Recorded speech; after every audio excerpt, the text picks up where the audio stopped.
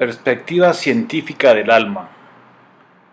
Para los cristianos, la primera visión racional de la fe fue cuando Tomás quería comprobar por él mismo la divinidad de Cristo, la resurrección. Quería introducir sus dedos en sus llagas, en sus heridas del costado, en sus manos y en sus pies. Pero ¿qué es el alma para la Iglesia Católica? Es algo que trasciende a la muerte, que se separa del cuerpo, que es inmortal y que no fallece cuando el cuerpo fallece. ¿Qué es lo que debemos investigar con los aspectos científicos de este concepto? Prácticamente durante 10 años investigué en la religión, en la filosofía y en la ciencia qué era el alma, y encontré 3 vínculos comunes: la fe, la esperanza y la caridad. La fe en Dios, la fe en el ser de la filosofía y la fe en la verdad de la ciencia.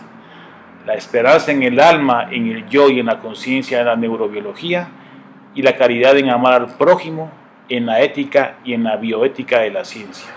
Esta investigación me llevó a concebir el alma, la psique, el ánima, el espíritu, el ata, el nefesh, el ruah, el ka y el ba, estudiados desde el punto de vista psicológico como el yo, desde el punto de vista neurobiológico como la conciencia y desde el punto de vista físico como el observador. Pero la conciencia puede ser ese puente entre la espiritualidad y la racionalidad. ¿Qué es el observador en la física? Para entenderlo de una manera franca y sencilla, nos remontaremos al experimento de Jung en 1804, quien logró pasar partículas de luz que formaban en una ocasión 2 franjas de luz como abajo a la derecha o varias franjas de luz intermitentes como arriba a la derecha. Entre la onda y la partícula, lo que determina esto es el observador, la conciencia de la persona que está evaluando el experimento. Entonces, el observador es la conciencia del experimentador, la conciencia del científico. Entonces, la siguiente pregunta es: ¿qué es la conciencia? Y para eso debemos de remontarnos a los aspectos importantes de lo que dice la física y la neurobiología. Para Wigner, el concepto de observador es un concepto que se remonta a la conciencia universal. Para Michio Kaku, en su libro El futuro de la mente, describe cómo Wigner considera que la conciencia universal, el ente llamado Dios, puede ser el origen de la realidad. Este concepto de realidad bajo la visión del observador se llama interpretación de Copenhague en física, y es la explicación más racional y más aceptada a nivel mundial sobre lo que es la realidad. Interpretación de Copenhague. La física también tiene otros aspectos interesantes que vale la pena recordar con respecto al observador, al alma, a la conciencia y a la muerte. Por ejemplo, Schrödinger, en un experimento mental, describe la capacidad de una partícula cuántica de estar viva y muerta a la vez. La teoría M describe que podemos estar vivos en un universo y muertos en otro universo. Hawking mismo dice que puede haber un astronauta vivo en la orilla de un agujero negro y muerto y desintegrado dentro del agujero negro. Steve Grant te remonta a la conciencia de la niñez. El último recuerdo que tengan de la primera vez que tuvieron conciencia en la niñez está ahora en su conciencia, siendo adultos, en un cerebro y en un cuerpo diferente. Y esto todo te resume en la teoría de Wigner del observador primigenio, la conciencia universal, el átomo elemental o la primera causa de Aristóteles. Entonces, cuando los ojos de la razón se ocultan en el ocaso, los ojos de la fe surgen y nos dan la oportunidad de apreciar el firmamento estelar. ¿Pero tiene que ser uno o el otro? Por supuesto que no. La fe y la razón son como los 2 ojos con los cuales vemos la realidad, como las 2 caras de una misma moneda, como la parte cóncava y convexa de una circunferencia. Como dice Einstein, la ciencia sin religión está coja y la religión sin ciencia está ciega.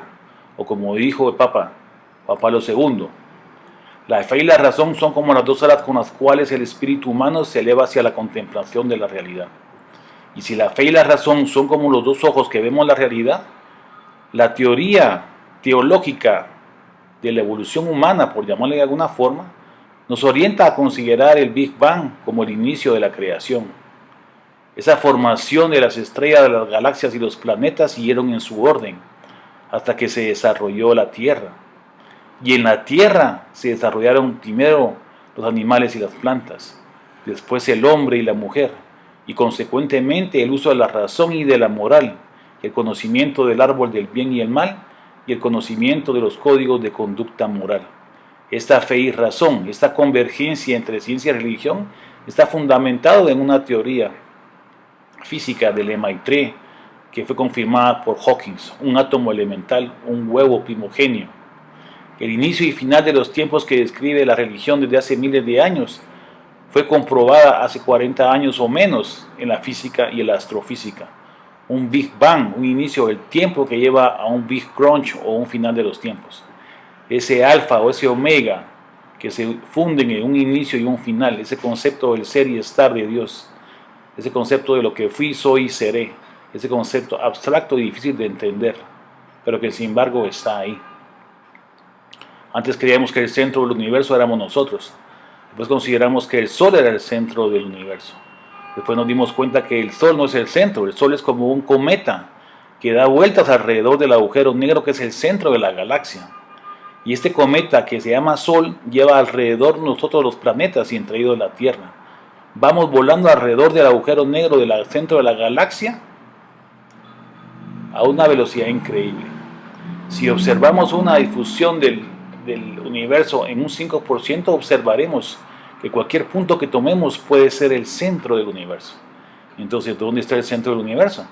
Está en todos lados, incluso en nosotros mismos, en nuestra mente y en nuestra conciencia. Nosotros sí podemos ser el centro del universo. ¿Por qué? Porque un día todo estuvo junto en un átomo primordial que se llama el Big Bang, que surgió de la nada en una partícula elemental.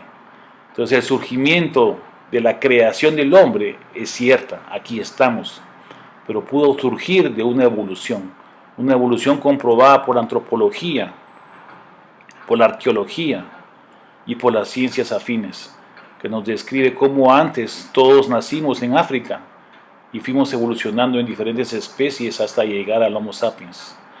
Henri Bergson y Teilhard de Chardin escribieron sus libros sobre la evolución creadora y cómo el ímpetu vital lleva a desarrollar esa conciencia, y esa conciencia llega a la moral de Cristo, que es el punto omega de la creación y nuestro ejemplo.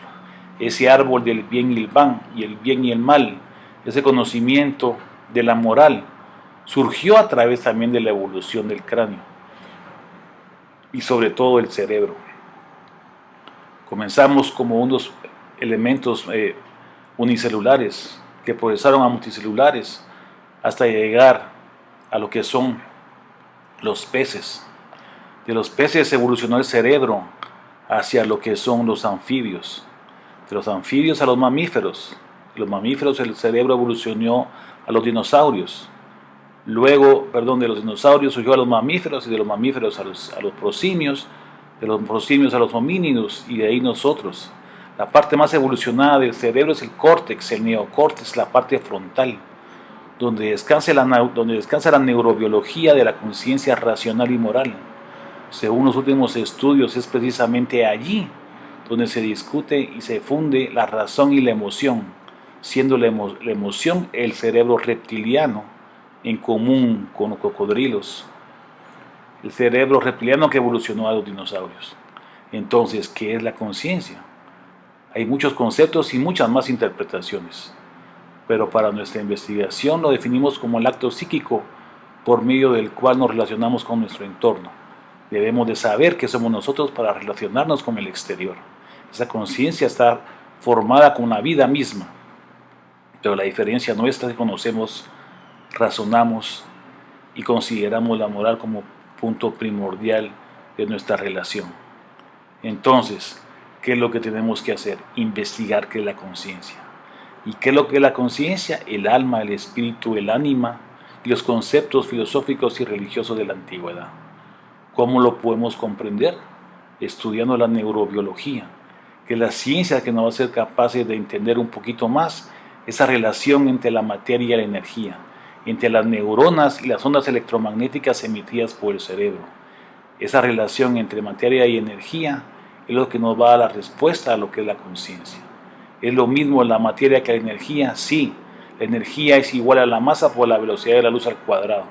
Aquí observamos 7000 neuronas del neocórtex cerebral de un roedor y vemos cómo el potencial de membrana emite ondas electromagnéticas. Aquí abajo a la derecha observamos el cerebro de este roedor. Vemos cómo emergen en formas fantasmagóricas algunas regiones como fantasmas que surgen de la nada. Esto es el alma, esa es la conciencia del roedor.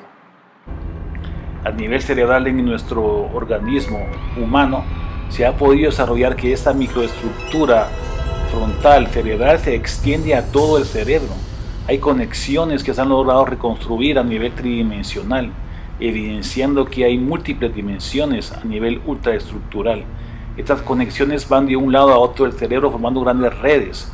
Conectomas se llaman en la neurobiología.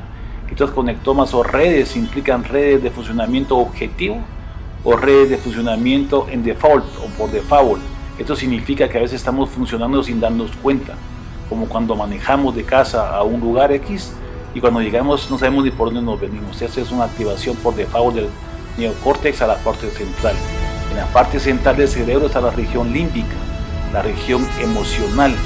Es ahí donde se define lo que son las emociones, los sentimientos. En la parte frontal está la región de la moral y de la razón. Esta interconexión entre la moral y lo racional y lo emocional es lo que surge en la personalidad, asociado muchas veces también a otras regiones auditivas en la parte lateral, oculares en la parte occipital o respiratorias en la parte basal. Todo funciona como una gran orquesta que emite una gran sinfonía, y esta relación entre materia y energía, que es lo mismo, es lo que produce la conciencia. Esta interrelación entre el mundo y las ideas y el mundo material de Platón se reconstituyen a nivel ultraestructural del cerebro y nos permiten darnos cuenta que somos uno mismo en el alma, en el espíritu, en el cerebro y en el cuerpo. Tenían razón los antiguos pensadores, como Platón, cuando decía que el auriga, o sea, el que manejaba los dos caballos de guerra, manejaban esos corceles, uno bueno y uno malo, un diablo y un ángel. Tenemos prácticamente un ángel en la región frontal del cerebro y un demonio en la región emocional, que debe ser dominada por la razón y por la caridad. Si no es así, o cuando hay una disfunción cerebral, esas condiciones emocionales del cerebro límbico pueden orientarnos a la agresión, al asesinato, al perjurio, al daño al prójimo. Tenemos que trabajar en armonía a nivel cerebral para poder concebir lo que es una estabilidad mental. Una estabilidad mental que nos lleva a lo social y a lo espiritual. Entonces, ¿dónde se localiza precisamente esta región moral? En las células en espejo. Células que nos han permitido entender cómo ve el prójimo, cómo el prójimo tiene sufrimiento y nosotros sentimos compasión. Lo podemos analizar a nivel experimental cuando bostezamos. Bosteza el prójimo. Cuando reímos, ríe el prójimo. Cuando lloramos, puede llorar el prójimo. Incluso cuando vomitamos. ¿Por qué tenemos el sentimiento de neuronas en espejo y teoría de la mente? Porque es necesario para la evolución humana. Pero estos mismos son los fundamentos racionales de la empatía, el altruismo y la caridad. Eso es lo que nos lleva a ser más morales, más empáticos, más altruistas y compasivos, que a tener un equilibrio entre la razón social, físico, mental, vamos a tener más fácilmente salud. Y esa misma salud en equilibrio nos va a llevar a ser más felices. Como decía Aristóteles, el fin último del ser humano es ser feliz. Y el ser feliz implica un equilibrio racional, mental y emocional. Es por eso que es importante conocer la neurobiología de la moral. ¿Cómo llegamos a ser lo que somos? ¿Cómo nos diferenciamos del resto de animales? La razón y la moral, las neuronas en espejo y la teoría en la mente en el lóbulo frontal es lo fundamental. Pero todo lo demás es parte de nosotros como seres humanos. Lo necesitamos ser emocionales, necesitamos llorar, amar y aspirar a un fin. El sentido último del hombre, según Víctor Frank, es precisamente eso, tener un sentido del porqué, un sentido espiritual, un sentido racional, un sentido empático de nuestro familiar, una esposa, un hijo, un amigo, un trabajo, un porqué de la vida. Esa es la diferencia entre una vida sin sentido o una vida con una aspiración. Eso es lo que nos guarda el equilibrio mental para ser felices y racionales. Esos conectomas entre la razón y la emoción tienen que estar en equilibrio. Recordemos el caso de Phineas Gage, que tuvo una desconexión entre el conectoma del lóbulo frontal al sistema límbico. Se volvió una persona maligna, mal hablada, abusiva, imponente, crítica y agresiva. Aquí surgieron los inicios del conocimiento de la neurobiología y la moral. Nos dimos cuenta que realmente era importante conocer los efectos de los daños cerebrales y cómo una moral influenciada por la cultura, por la religión, por la familia, por la sociedad, pueden cambiar estos cambios ultraestructurales para volverlos a ser un hombre del bien. Por ejemplo, el Dr. Fayón, quien investigaba los cambios de resonancia magnética a nivel cerebral en los cerebros de los psicópatas asesinos, se dio cuenta que él mismo tenía una psicopatía asesina según el estudio radiológico. Pero ¿por qué no era un asesino? Porque su familia, su religión, su sociedad lo fueron moldeando. Entonces no son los genes los únicos representantes de eso. La epigenética y el medio ambiente también es bueno. Estudios recientes han demostrado que la creencia en Dios, la trilogía teologal, la fe, la esperanza y la caridad, casualmente a nuestra investigación concluyó lo mismo. Nos van a motivar a tener ciertos grados de actitudes humanas y virtudes humanas, que nos van a llevar la mayor parte de las veces a tener actos buenos, y esto repercute en la salud, mejora nuestra respuesta inmune, mejora los cambios endocrinos y mejora el sistema cardiovascular, dándonos con eso más felicidad. La psicología ha agarrado estos estudios y los ha aplicado en una inteligencia emocional, como el control racional sobre la emoción nos da una felicidad en la vida, como el concentrarnos apropiadamente en la atención plena o mindfulness, como el flujo o las características propias de la atención en la actividad nos hacen ser más felices, como la psicología positiva agarra todos los análisis para llevarnos a ser más sanos mentalmente y más felices. ¿En qué se basa la psicología de hoy? Fundamentalmente en 4 pilares fundamentales. La atención plena, el mindfulness, una mente concentrada será una mente feliz. El altruismo y la caridad activan los centros cerebrales del placer. La resiliencia nos ayuda en la adversidad y el talante positivo nos va a fomentar el bienestar. En pocas palabras, la fe, la esperanza y la caridad nos van a brindar ese equilibrio mental para ser más sanos física, mental, socialmente. Por eso el orar, el rezar, el meditar y el establecer una plenitud con el todo, con Dios, nos va a dar las bases fundamentales para considerar la verdad, ser más felices y más plenos. Por eso debemos de recalcar la unión entre la fe y la razón. No porque soy médico tengo que apartar la religión, sobre todo en esos momentos difíciles. Entonces, en física, el alma, que es materia y energía simultáneamente, como lo dice la relación de Einstein, es la primera ley de la termodinámica. La energía y la materia no se crean ni se destruyen. Como esa pequeña pelotita de la izquierda que transmite la energía a las 3 pelotitas de en medio y luego surge a la última que se eleva hacia arriba, así es el alma. Entra al cuerpo y luego sale. Mas los santos y las santas de la religión católica tienen esos conceptos místicos de realidad. Así que muchas gracias y esperamos continuar con otro tema interesante, que es Dios.